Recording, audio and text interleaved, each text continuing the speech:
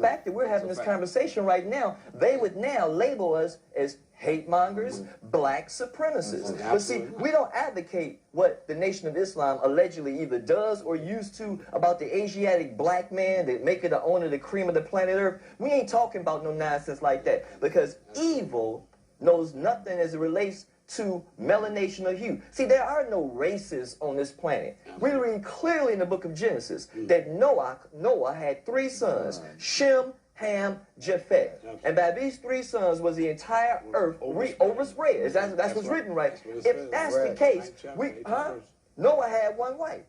Noah didn't have a black wife and a brown wife or a yellow wife and a white wife to get a rainbow coalition walking up off that ark. We know that to be true, right? And if that's the case, then how can you be anti-Shem? I'm from Shem. Absolutely.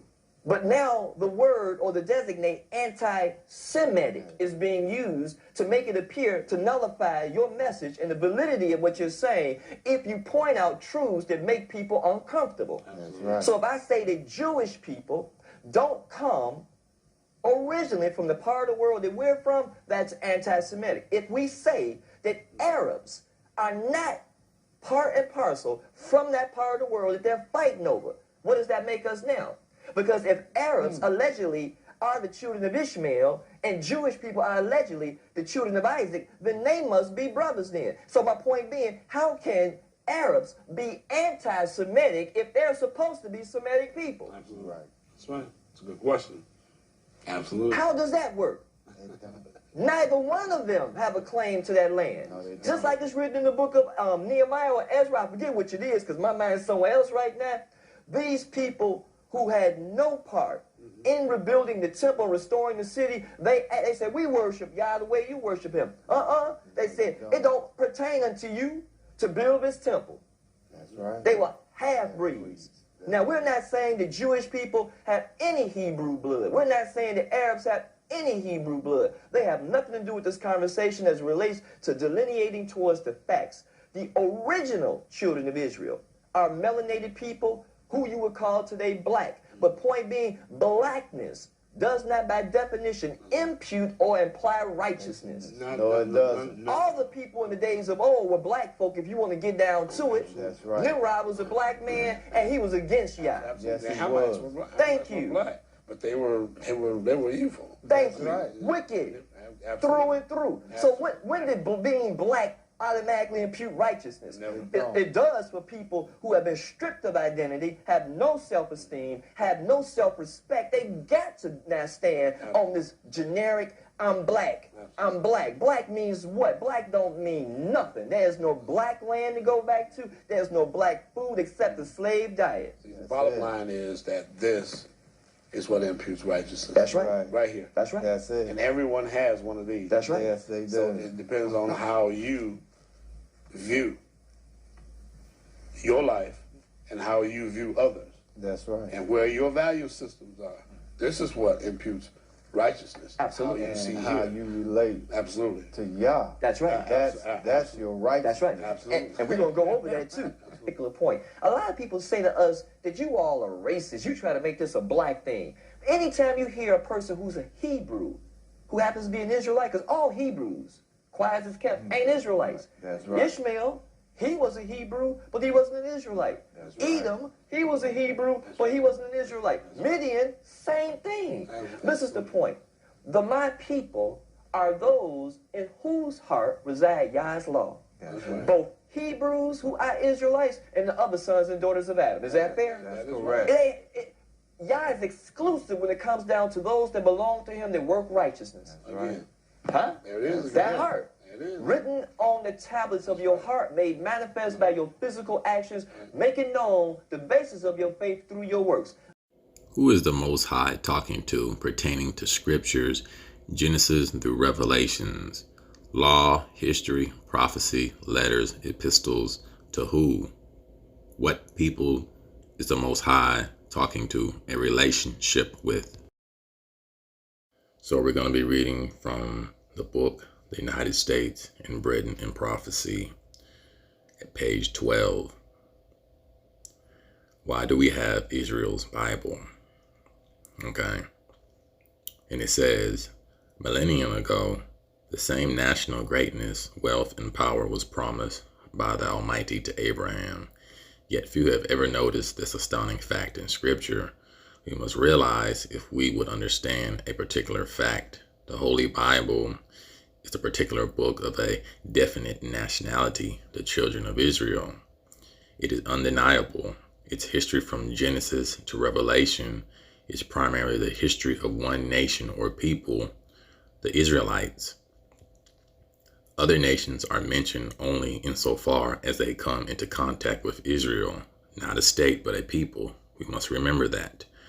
All its prophecy too pertains primarily to this people of Israel and to other nations only insofar as they come into contact with Israel. The Bible tells of these Israelites and their God.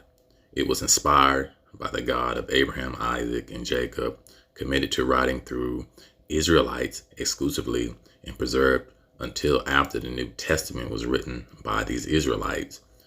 In its sacred passages, we read that all the promises and the covenants of the Most High, all the sonship and the glory belong solely to Israel, Romans 9:4. And let's read Romans 9:4. Verse 4, who are Israelites, to who pertaineth the adoption and the glory, and the covenants, and the giving of the law, and the service of the Most High, and the promises, whose are the fathers, and of whom, as concerning the flesh of our Mashiach came, who is over all, the Most High, blessed forever. Amen. Not as though the word of the Most High has taken none effect, for they are not all Israel, which are of Israel, neither because they are the seed of Abraham, the bloodline or race, are they all children, but in Isaac shall thy seeds be called, the sons of Isaac, or the Saxons. So why did Christ say he was only sent to the lost house sheep of Israel? With a brief synopsis, we know that the kingdom was split in two. The northern kingdom, the kingdom of Israel, or the house of Israel, and the southern kingdom, the house of Judah. We know that there was division from the sins and iniquity of King David and his son Solomon, and so forth. Just a brief summary. But we know during Christ's time, or Hamashiach, there were only 3 tribes remaining in the land, which was the house of Levi, or the Levites, the Benjamites, and the Judites. And we know from Romans 11:1 that Paul was a Benjamite from the tribe of Israel. See, everyone that's an Israelite is not a quote-unquote Jew. But we know that the Jews are of the 12 tribes of Israel. But we know that every Israelite isn't a quote-unquote Jew or Judite. How do we know Jesus wasn't black? He could have been from the lost tribe of Israel. They were supposed to be black. Lost tribe of Israel, they were supposed to be black. Lost tribe of Israel, they were supposed to be black. I bet they were. If ever people were lost, we're it. You know, the funny thing about the truth or the awakening, you know, there's many levels of this truth. But, you know, most common people would say that your surname or last name is a quote-unquote slave name without doing any type of research or any type of information. Now I'm on this site, Welsh Surnames. The 10 most common Welsh surnames. And we have Davies. The Welsh surname is a patronymic from the given name Davy, which is a nickname for David or David. And we see Evans, Griffins, Hughes, Jones, Lewis, Morgan, Robert, Thomas, and of course Williams. Very popular. This is a popular Welsh and English surname that is a patronymic from Williams, if I'm pronouncing that right. But you see in the so-called black community, or, you know, the Negroes or African Americans, these are very popular names, okay? Let's go to Old Welsh surnames. Number 1, Edwards. This English surname is commonly used in Wales. It means rich guardian, okay, and is a patronymic from Edward. Then we have number 2, Howell or Howell, okay. 3, John, where we get in the New Covenant or the New Testament, okay. This is a patronymic surname that means son of John. It is derived from Hebrew personal name Yohanan, which means the Most High's grace. Number 4, Kendrick, like Kendrick Lamar. This name is derived from the personal name Cedric, which is said to mean greatest champion. Number 5, Meredith, okay. Number 6, Reese. And we all should know this. Number 7, Tudor, the Tudor dynasty. This name is derived from the old Celtic personal name Tudor, which was a so-called black dynasty, believe it or not. Okay. So right here we have this book, The Lost Tribes by the late Eliezer Bazin, Anglo-Israel by a Jew. Okay. Now let's look in this book and see what he has in his lecture. Okay. So right here we're on the first page, and we know from the scriptures, the Apocrypha, that it says this tradition is probably founded upon the second book of Ezra, chapter 13:10, where we are informed that the 10 tribes were carried away prisoners out of their own land in the time of Hosea the king, whom Salmanasar the king of Assyria led away captive, and he carried them over the waters. And so they came into another land. And we know that other land was the, British Isles and so forth. Okay. Let's read this. On my arrival in England for the first time in 1876, I heard of the theory that the British people are the descendants of the 10 tribes of Israel. Many a time, Christian friends asked me what I thought of that theory. It's not really a theory. And my answer generally was, I would gladly accept the British as my brethren, the children of Abraham, but I do not know how such a theory can be established. How is it possible that such a mixed race like the British, made up of the Welsh, Cymry, Celtic ancient Britons, the Picts, and the Scots, and the Scythians, Angles, and the Teutonic or Gothic Saxons, the Danes, which is the Danites, and the Normans, could ever have been brethren, the children of one father, Israel? So we see that the Gentiles that are described in the New Testament are Israelite foreigners. Okay, and we see this in the epistles, which means letters to the Hebrews that are scattered. James 1:1. James, a servant of God and of the Lord Jesus Christ, to the 12 tribes which are scattered abroad, greeting. Now we're going to go to the book of John, chapter 10, verse 16. And the other sheep I have, which are not of this fold, them also I must bring, and they shall hear my voice. And there shall be one fold and one shepherd. John chapter 11, 51 through 52. And this spake he not of himself, but being high priest that year, he prophesied that Yashar'EL, Yeshua, should die for that nation, not the world. Because remember, the Hamashiach was a nationalist. He was not a God either. He was a nationalist, okay? And not for that nation only, but also he should gather together in one the children of God that were scattered abroad. So Christ was to unify the house of Judah and the house of Israel, because they were split, civil war, and so forth, captivity. Okay? This has nothing to do with uniting the whole world or globalism. The Bible is not about globalism. The Bible is about sovereignty. So it's not about coming together. It's not about equality and so forth. The Bible is the most decontextualized book on the planet, bar none. Okay? The identity of the British nation with the 10 tribes of Israel, I have come to the conclusion that the subject is highly interesting and of great importance to Christians and to the Jews.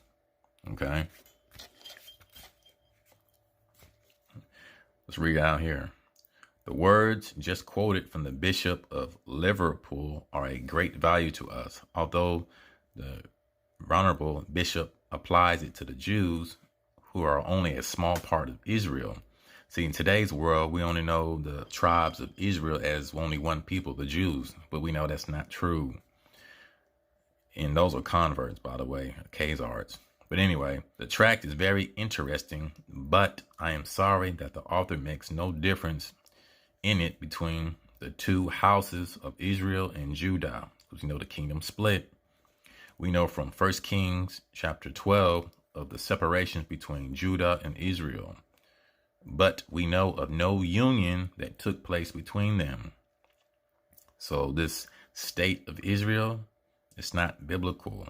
The two kingdoms, or the two tribes, the two phenotypes, which are the same, have not come together. Why do you think there's always this notion that why can't we so-called black people come together? Because we haven't united. We do not know who our creator is. Most of us, I can say most of us, some of us do, some of us don't. We're still caught up in everyone else's doctrine and not knowing that this is why, things are in a disarray.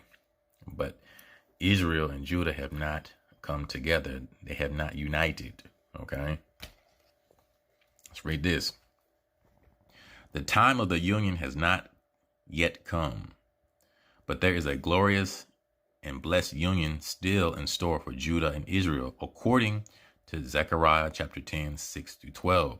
The house of Israel, which is now lost and hidden from the sight of man. What did Good Times say? He could have been from the lost tribe of Israel. They were supposed to be black. I bet they were. If ever people were lost, we're it. Must be found before the glorious union of Judah and Israel takes place. Israel will be found by the world, a byword, calling us black, calling us niggers, and so forth, African Americans, and has been found in these later days by many and also by me. Okay? Go to page 4. Okay? I shall now relate how many difficulties about the various British people were removed. We were removed from certain parts of the British Isles in different parts around the world, even here in the Americas. I resolved to trace carefully the various races, seed lines of Britain from their original inhabitations. Okay, we have number 1, the Celtic Britons. The Romans were not all white. That is a lie. We know they had a lot of Israelite, Hamitic, so-called peoples in the Roman Empire, generals and so forth, gladiators. Number 3, the Picts and the Scots. Number 4, the Angles. Number 5, Saxons. Number 6, the Frisians. Number 7, the Danes, the Danites. Number 8, the Normans. Now I put aside the Romans who never mingled with Britons. I don't know how true that is. They encamped in the island and were the rulers over the country, but left it after 400 years of occupation in AD 418 in the same manner as they entered it, leaving behind them no traces of military camps and forts, but no colonies. So now we're on page 7, right here. Being convinced that Welsh, Cymru, as well as the Celtic Britons belong to the Hebrew race. Keyword Welsh. Okay. So this is the book Nature Knows No Color Line, page 71. The Welsh. Ancient Welsh folk tales certainly do mention so-called black people, unmistakably Negroes. Okay. The blacks mentioned therein might be Salurs, another ancient Welsh poem, Gwad, Lud, Y, Mar, tells a robbery between white and black. And I probably butchered some of these words, so bear with me. This brought me to the great Anglo-Saxon race. Okay. The Saxons were a Gothic or Scythian tribe. So that's what the epistle and the letters were for. The scattered Hebrews among the various isles and nations during the captivities. It has nothing to do with other nations of people, Jesus saving the whole world. The Christ, or Hamashiach, was a nationalist. He was for his nation. Okay, like you see the war right now. You see why we can't get reparations. You see why? Because other people know that their number one interest is for their own nation of people. They're not trying to have equality. Equality does not exist. It's a fabrication. Okay. Let's look right here. Page 8. It was not the first time that the Hebrews were called by another name. They were called children of Abraham, then the sons of Jacob, and the children of Israel, then Beth Omri or Qumri, and in Amos 7:16 and Psalms 105:9, they are called the house of Isaac, or the sons of Saxons, or the angelic sons of Isaac. Okay. The Anglo-Saxons, Lowland Scots, Danes, Normans all sprang from the same stock. Now we're at page 9. I began the investigation of the prophecies in Hosea, who had a special mission to the 10 tribes of Israel. In the first chapter, the prophet represents the 10 tribes under the figure of the children Yashar'EL, Lo Ramah, and Lo Amah, being symbolical of approaching condition of exile when they were to be judged, cast off, and made uncovenant as Gentiles. I repeat, made uncovenant as Gentiles. He could have been from the lost tribe of Israel. They were supposed to be black. I bet they were. If ever people were lost, we're it. So there you go. The Gentiles of the New Testament are Israelite foreigners. Hosea says further in chapter 2 and 8 that the Most High will hedge up the way of the 10 tribes with thorns, and make a wall so that they shall not find their path. Again, in chapter 8 and 9, he says, Israel is swallowed up. Now shall they be among the Gentiles as a vessel wherein is no pleasure. That is, they shall be hidden from view or put out of sight. For they are gone up to Assyria, a wild ass alone by himself. In the book of Hosea, from beginning to end, we see that Ephraim, Israel, were to be lost to themselves and to other nations, i.e. the Negroes, blacks, African Americans. He could have been from the lost tribe of Israel. They were supposed to be black. I bet they were. If ever people were lost, we're it. All these misnomers, okay? From Ezekiel chapter 20, 32 to 39, it would seem that the Israelites captives in Assyria were anxious to obliterate all mark of their origin. But the Most High vowed to prevent their utter corruption and assimilation with the heathen by whom they are surrounded, and addresses them in the following words. And that which cometh into your mind shall not be at all, that ye say, we will be as the heathen, as the families of the countries, to serve wood and stone. Okay, the cross or the Kabbalah stone. Okay. As I live, says the Most High God, surely with a mighty hand and a stretched out arm and with fury poured out will I rule over you, and I will bring you out from the people and gather you out of your countries wherein ye are scattered, with a mighty hand and with a stretched out arm and with fury poured out, and I will bring you into the wilderness of the people, and there I will plead with you face to face, like as I pleaded with your fathers in the wilderness of the land of Egypt, or Mithraim. So will I plead with you, says the Lord God, and I will cause you to pass under the rod, and I will bring you into the bond of the covenant. God has cast Israel away, but their case was still entirely in his hand, all through divorce and sent away from the land which he calls his own. They were not cast out of his care or beyond his control. And in spite of the enormity of their wickedness, which caused him to cast them out of his land, he had determined to keep a watchful care over them. For God is not a man that he should lie, or not fulfill the unconditional special blessings he promised to Abraham, that his descendants should become great, mighty, and prosperous. Okay. Now we're back at the book, The United States and Britain in Prophecy. Let's pick up back at the fourth paragraph. Yet we must face the astounding fact that our white, English-speaking people, not the Jews, have inherited the national and physical phases of the promises. Now we know this is not true. Of course, we know that white/black are misnomers. So, but in the context of this sentence, they're using white people just to notify that they're English-speaking peoples. Okay, and we know the original English, Saxons, and so forth were swarthy, tawny, brunette people of color. Just on a side note. Okay. How could this have happened?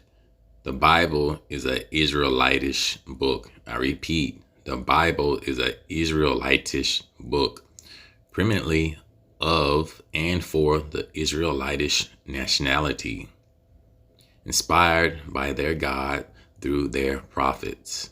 Nothing more, nothing less. Like I said, the Bible is the most decontextualized, plagiarized book. Other nations use our records to have inspiration and so forth. And one has to think for themselves that they could have destroyed our records, but through the Most High's spirit and spirit of delusion on them, they've kept our records. And of course, we will not have all of our records because of the Vatican, and a lot of our records were destroyed. But if they knew that we were the people of the book, they would have been destroyed the records and so forth, and we would have had nothing. So we're blessed to have the records that we do have, in these days, so forth. It is not indeed strange that we English-speaking peoples are today the greatest believers in and exponents of this book of the Hebrew people, that of all nations we are the chief worshipers of Israel's God and Israel's Messiah, in name and in form, if not in truth and in deed. The more these facts are realized, the more apparent it becomes that a full knowledge of these Israelites, I repeat, a full knowledge of these Israelites is necessary to a right understanding of the Holy Bible, which is chiefly concerned with them as a people. And this knowledge becomes important if we are to understand the present status of the American and British people in the world and their relation to unprecedented world conditions at this fateful hour. Let us remember, as we approach our fascinating story, that the Bible is concerned with the material, the fleshly, the literal, racial, and national, As well as with the spiritual, let us not spiritualize away national things, nor nationalize spiritual things. Let us understand the sacred word of God or the Most High as is. And before I close out, let's remember it said nationalize and spiritual, of course. So the Bible is not a global book. As I said it in the video earlier, it's about sovereignty. Before we had earthly kings, the Most High was our king. Before the kingdom was split in two. But of course, we wanted to be like the other nations of people. No different than today, where we depend on the government to help us or be a crutch for us, not using our full potential in a sense. So, I mean, take it for what it's worth, but no globalization. Now I'm going to read in this last couple of sections, page 142, we are Israel. But there is another answer to this argument. The peoples of the United States, the British Commonwealth nations, and the nations of the Northwestern Europe are in fact the peoples of the 10 tribes of the house of Israel. The Jewish people are the house of Judah. Okay? Can I be a Jew? You really want this? But if the Sabbath is the Most High's sign to identify his people, Israel, then why don't our nations keep it today? The answer to that question is the answer to another. Why are the 10 tribes of the house of Israel called the lost 10 tribes? And why do our nations think they are Gentiles? Mama, how do we know Jesus wasn't black? He could have been from the lost tribe of Israel. They were supposed to be black. I bet they were. If ever people were lost, we're it. Why don't they know their true identity? Ah, now we have a staggering, startling, surprising truth to reveal. Here's the dumbfounding truth, far stranger than fiction. Here are facts, hidden for centuries, more intriguing than a mystery novel. Why is the Sabbath called disrespectfully, sneeringly, the Jewish Sabbath? Why does the world think all Israelites are Jews, and that the Jews are all of the Israelites? Here's an astounding surprise to those who have believed that the Jews are only a small minority of the Israelites. And we can find this too on the 1747 map, the Kingdom of Judah, okay, and the slave coast, so forth. Israel, lost sign. Nowhere in all the Bible are any of the 10 tribe nation of Israel called Jews. That name Jews applies only to the Kingdom of Judah. Jews are Israelites truly, but only part of the Israelites are Jews. Almost immediately on being made king, Jeroboam became afraid that when his people journeyed to Jerusalem to attend the annual festivals, they would see and desire Rehoboam again for their king.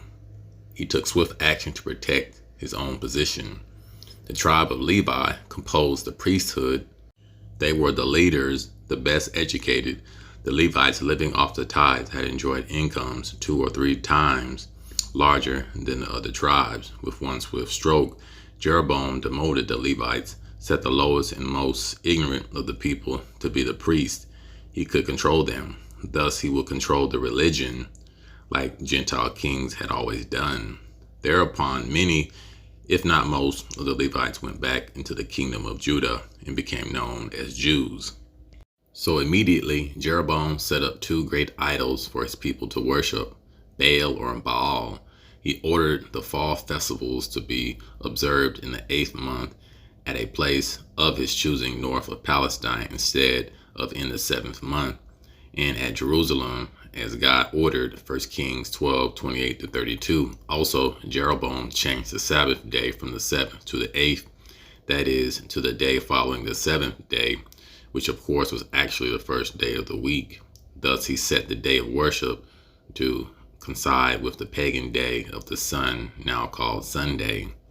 Through the rule of the 19 kings and 7 successive dynasties, the 10-tribed house of Israel continued in the basic twin sins of Jeroboam, idolatry and Sabbath breaking. Several of the kings added other evil and sinful practices, Babylonian as well, to add in. But in 721, 718 BC, God caused the house of Israel to be invaded and conquered by the kingdom of Assyria. These Israelites were removed from their farms and their cities and taken to Assyria on the southern shores of the Caspian Sea as slaves. But the house of Judah, the Jews, a separate and different nation, were not invaded until 1604 BC. 2 or 3 generations after the captivity of Israel, however, the Chaldeans rose to world power, forming the first world ruling empire. Under Nebuchadnezzar, the Chaldeans, Babylon, invaded Judah 604 through 585 BC. The Assyrians before 604 BC left their land north of Babylon and migrated west through the lands that are now Georgia, the Ukraine, Poland, and into the land that is called Germany today. Today, the descendants of those Assyrians are known to us as the German people. And when we look at the Russian icons, we know who the original people of Germany were. Swarthy, tawny, so forth. Okay, people of color. As stated by Benjamin Franklin in the 1751 or 1755 letter to the nations. Okay. The people of the 10 tribed Israel also migrated northwest. Through the Assyrians had taken Israel into captivity, the Israelites did not remain as slaves of the Assyrians in Europe. They continued on a little further into Western Europe, the Scandinavian Peninsula, and the British Isles. Okay. And I know a lot of people are skeptical on the DNA testing from 23andMe or Ancestry, but when I did my ancestry, all those places popped up. The British Isles, Scandinavian, which was the Vikings, which was part of the 12 tribes, the Danites and so forth.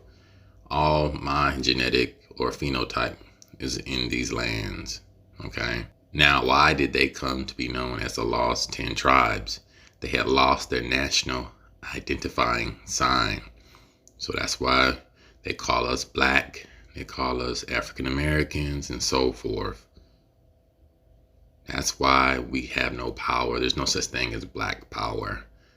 Black doesn't have an identifying or historical sign. There's no black land, like the brother said earlier in the video. You can't go back to black land. You have to have proof, paperwork, records, and these records are in the books for the most part. King Jeroboam had changed their day of worship from the 7th to the first day of the week, the day of the sun, Sunday. All succeeding kings followed this practice as well as idolatry. I mean, isn't it funny how most of our people are in churches on Sunday, not realizing they identify as Christians, but if they really do their research, they'll come to find out that they are the Israelites. I'm talking about the Negroes. I'm not talking about the Caucasians or so-called white people. I'm talking about the Negroid people here in the Americas and so forth. The Christians. They are the children of Israel. Okay? I mean, it's right here in these books. It's just now we can read. Now we can comprehend. Now we have that spirit, the Ruach HaKodesh, and we can see. As long as they remained in the land of Israel and called themselves the kingdom of Israel, their identity was known. Now we're not known in the land. We were called by a byword and so forth. Still calling us African Americans, still calling us black, still calling us, every name under the sun. Okay? But in Assyria, they were no longer a nation with their own government and their own king, called sovereignty. They were mere slaves.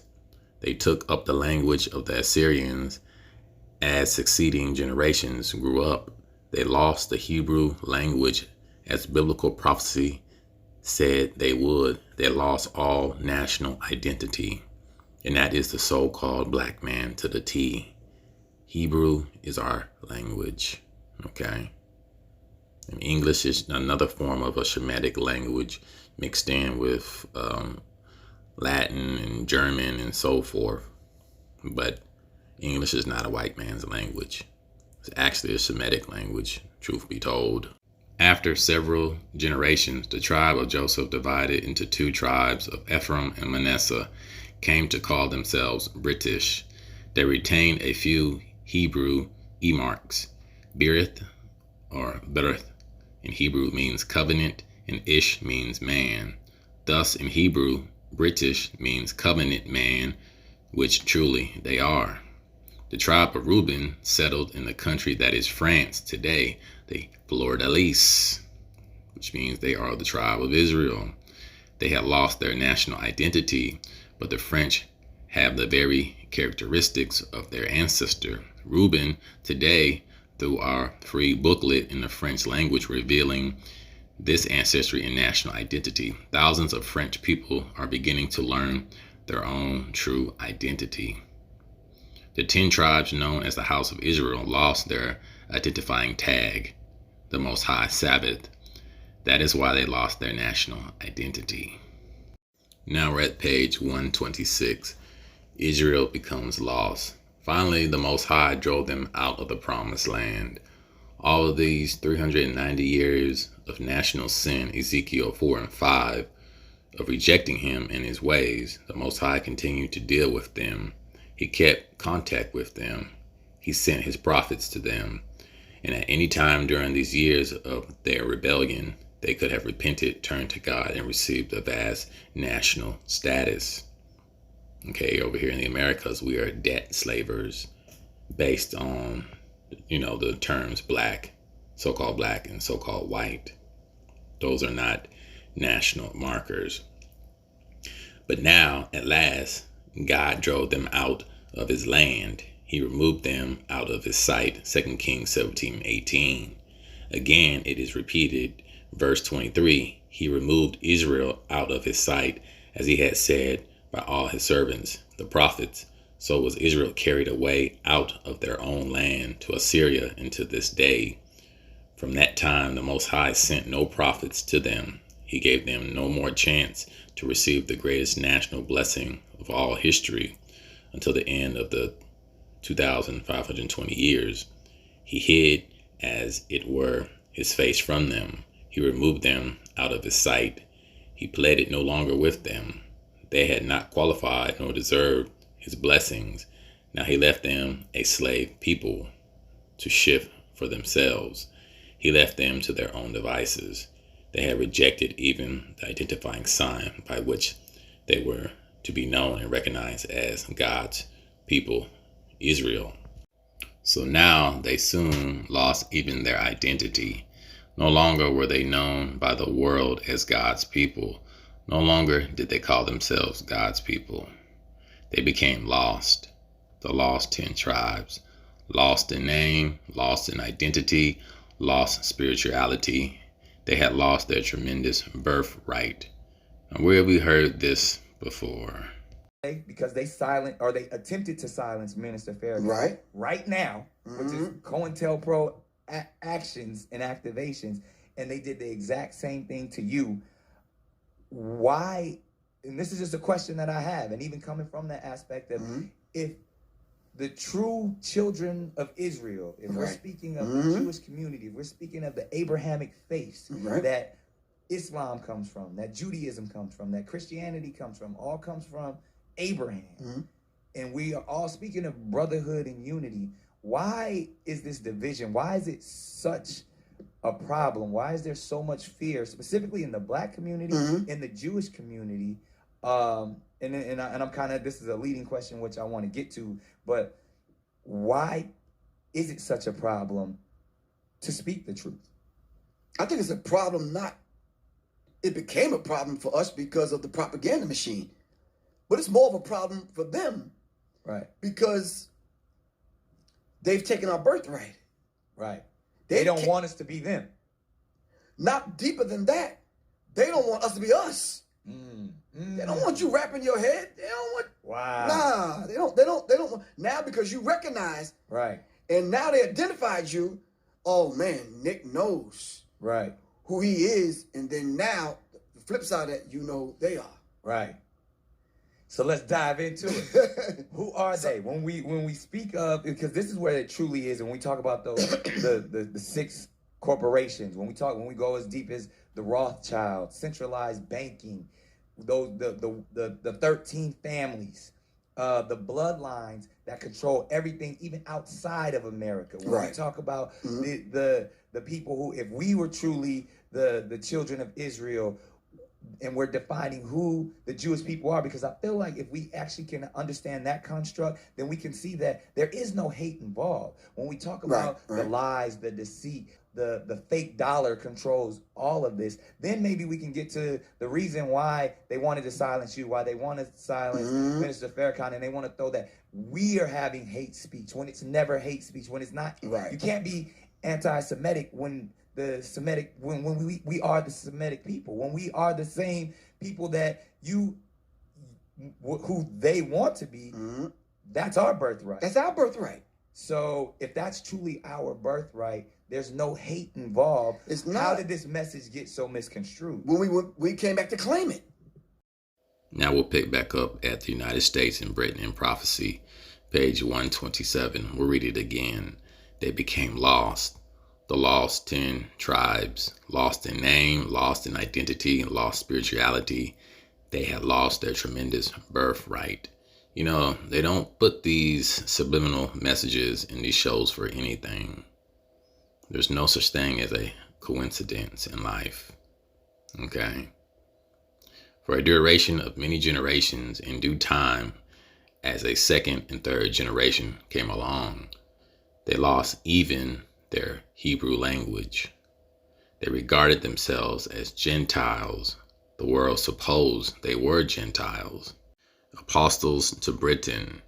Generations later, Yeshua, or Jesus of Nazareth, well knowing where they had migrated, sent his 12 original apostles to make known to them his precious gospel of God's kingdom, God's government. It was the Apostle Paul who was sent to the Gentiles, which means the Israelite foreigners under the 10 tribes, not the other nations of people. Okay? Did you ever wonder why, after Acts 15, we read no more of the 12 apostles, except for a trip by Peter to Babylon? They had gone to lost Israel. Regarding the original apostles, the Bible says, these 12 Jesus, or Yeshua, sent forth and commanded them, saying, go not into the way of the Gentiles or the other nations, and into any city of the Samaritans. Gentiles, enter ye not, but go rather to the lost house sheep of Israel. Matthew 10, 5-6. Yes, the lost 10 tribes. But Yeshua never begged, urged, pleaded with anyone to get saved, nor did his apostles. That is a modern Protestant method. They merely proclaimed the truth, leaving it to every hearer to make his own decisions, whether to act on it. Yes, the British Isles heard Christ's gospel, but they accepted instead the idolatry of the Druid pagan worship and counterfeit Christianity of the Roman and Babylonian mystery religion, and even spawned the devil's religion of the evolutionary concept, which we get today, the atheist and the Big Bang theory, which hasn't been proven. Okay. But overall, there's plenty of evidence to show who the real children of Yashar'EL, or the children of Israel, so forth. So peace and shalom.